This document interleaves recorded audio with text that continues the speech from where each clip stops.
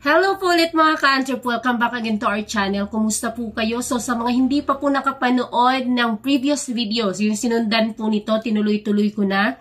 Pakipanood nyo po kasi importante po yun. Yun po yung mga list, yun po yung requirements ni BIR para sa ating business establishment para maiwasan po natin ang mga penalty, ang mga violations kapag nag-tax mapping na po at tayo po ay magmumulta. So pakipanood nyo po yun. And then ngayon naman po ay shout out muna kay Sir Columns Works.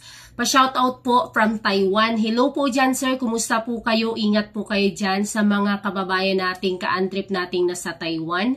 At kay Ma'am Mac25 Graciel 2 o Graciel 2. Always watching your vids. Question lang po, planning to open my store ngayong November na. May DTI, BIR, and barangay certificate na din pero wala pang business permit. Okay lang kaya na mag-open ng store this November din sa January na lang po magpa-register? Yes ma'am, okay na mag-open ka po ngayong November. Pero sana po hindi ka na lang muna kumuha ng barangay certification at saka ng BIR, yung COR, kasi i-renew mo na po yan ngayong January. So, okay lang naman yun na nag-open ka na ngayon, tapos January ka na kumuha ng permit kasi pasok na rin po siya doon sa pang-renewhan na. So, kahit hindi ka na kumuha, kung November ka nag-open, January ka na dapat kumuha. Para po, yung pagbayad mo po doon sa COR, is start ng January. Kasi ang COR po natin yung sa BIR, yung Certificate of Registration, ay nire-renew po yan annually. Tuwing January po yan. So kung kumuha ka na po ay suppose October. Kasi sabi mo ngayong November meron na. So ibig sabihin nakuha mo na siya prior. Baka nung October. So i-renew mo po yung iyong Certificate of Registration ma'am ulit ngayong January. Yung barangay certification nyo po is kukuha ka pa ulit ngayong January kasi 2024 na sa January at isa po yan sa requirement para makakuha po kayo ng business permit pagpunta nyo po sa inyong munisipyo or sa City Hall. Pero yung iyo pong DTI is okay na po yan siya kasi 5 years po ang validity ng ating DTI. So, hindi mo kailangan i-renew ang iyong DTI pero ang iyo pong COR, Certificate of Registration at ang iyong barangay clearance or barangay certification for business clearance ay kukuha ka po ulit ngayong January. So sa akin mga ka-Antrep, share ko lang sa inyo kasi dalawa yung dalawa yung store namin. Nag-open talaga ako. Itong branch na to is inopen namin to ng November. So hindi na po ako nun kumuha ng permit. Kumuha na ako pag January. So, ibig sabihin, kahit pa paano nakapag-operate na ako ng almost isang buwan, and then pagka January na ako kumuha. Pwede nga ng October, kung hindi mahigpit talaga sa lugar nyo. October, mag-open ka na. Pagka January, kukuha ka na ng mga permits mo. Kasi alanganin, halimbawa po kumuha ka ng ng COR, Certificate of Registration, ngayong October or November. Sa January, i-renew mo po yan.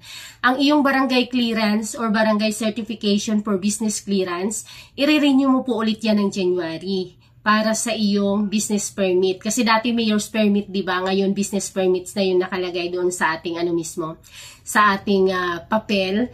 So, ayun po. Okay naman po siya na meron ka na ng DTI. At least yung DTI medyo medyo matagal siyang i-proseso lalo na kung maraming nag-a-apply, maraming kapareho. So, okay na po yan na meron ka na.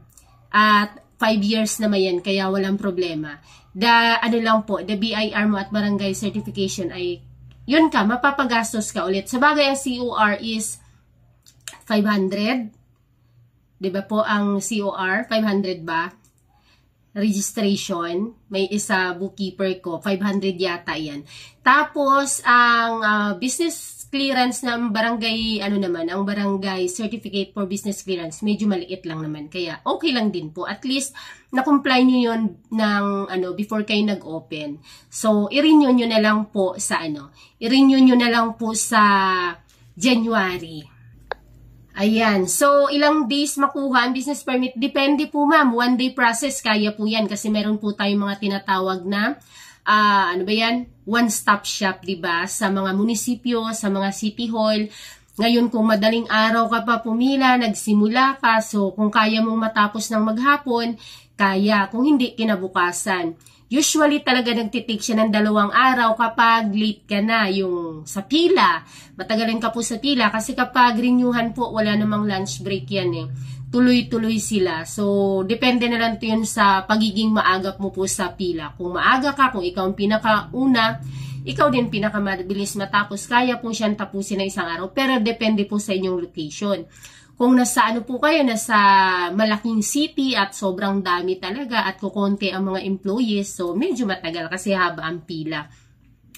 So yung mga ano po, yung mga permits, yung mga certification is kukuha ka po yun ulit. Nandoon na po yun sa munisipyo or sa city hall na yung mga sa sanitary, sa ano sa zoning, sa DENR, sa DNR, NBI, NBI pa ba? Police, wala ng police clearance. Ano pa? Ayun, solid waste, ayun na yun sa sanitary. So, yun po, yun lang po siya.